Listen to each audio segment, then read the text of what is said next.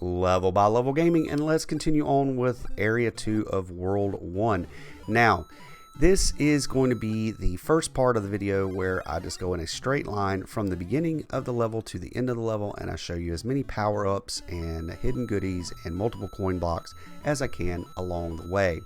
Now, you also have to be very strategic in this level about how you bust your blocks, because you will need to be able to create ledges like I did there to get to those coins. And sometimes when you bust these blocks, you will find some hidden items, such as that Starman. I remember when I was a kid, I used to love to get the Starman and slide under there and not have to worry about getting hit by the Goombas. Now, being strategic with your blocks, you have to leave you a little ledge here where that coin's at, or you will never be able to get that flower that you revealed. Moving forward a little bit, we're going to reveal another multiple coin block. Now those are high, so they're hard to get all the coins, but that's not a big deal. Now let's use this ledge here to go across, and we are going to reveal a 1-up, but you have to immediately bust the block in front of it so it is able to fall down and you are able to get it. If not, it will run right along the top of the ceiling and it might run away from you and you might not be able to get it. Now, in this section of 3 pipes, there is a pipe that you can go down, and when you go down these sections of pipes, you will end up in a coin room. Now, there is a multiple coin block here at the end, and if you have a turbo enabled controller, as I do, look how easy it is to get almost every single one of those coins. Like I said, I believe it is a 15-second timer. You get as many as you can in those 15 seconds. Now, we ended up right back where we left off. We didn't miss very much, so that's pretty cool. I don't have to go back and make another video showing you a whole nother section. It didn't warp you very far. Now we are going to go across these platforms. We are going to get this fire flower, and we're going to use the platform to be able to get back across and grab it for some extra points.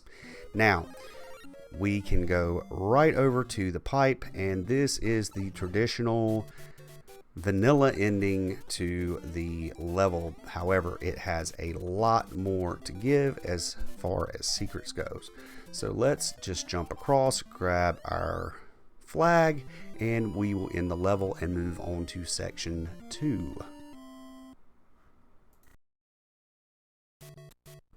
Alright, in this part of the walkthrough, what I'm going to show you is that you can actually access the top of the ceiling and run across the entire stage. Now, in order to do this, you're going to not only have to get close enough to the ceiling to knock a block out of it, like I did there, and I'm about to do right here. You got to get close enough to actually get through the hole that you've created in the ceiling. And to do that, you're going to have to find or make yourself a platform close enough to get all the way up there. And here I'm going to use this spot to clear out some of these blocks, and I'm going to use this little platform, and then there you go. Easy peasy. I'm through the hole and I am on the ceiling, and I can just run across and skip all of the enemies. You do miss all the coins and power-ups, but that's not the point. The point is you can go all the way across from one end to the other without any danger, and if you keep going, you can get to this warp zone where you can either go to world 2, 3, or 4. Now, once again, that's not the purpose of my walkthrough. I'm not going to skip any levels. I'm going to show you everything I can on every single level. So let's go ahead and show you the final secret for World 1 Part 2. Okay, so whenever you get to the end of the level, if you don't go through the pipe and exit as normal, or you don't go up and across the ceiling to the warp zones, if you stand on the end of the pipe and bust that block that I showed you, aim your body to the right while crouching and jumping at the same time, you will glitch into the screen and slide across, and you will have access to this warp pipe that will take you into the infamous -1 world.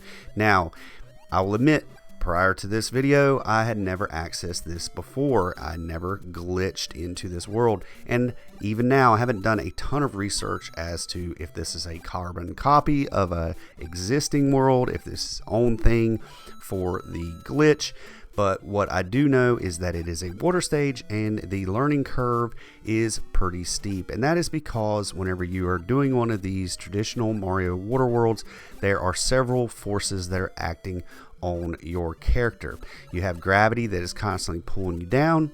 You have momentum as you swim, which swim is hitting the jump button constantly. When you let go of the jump button, the gravity will pull you down, and it is very slidey and squishy. So if you're heading in one direction, it's really hard to change directions.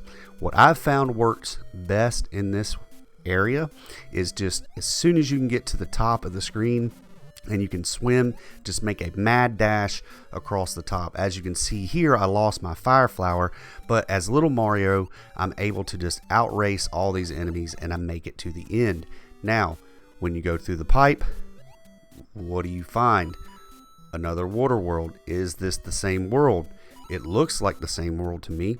So let's just go ahead and find out.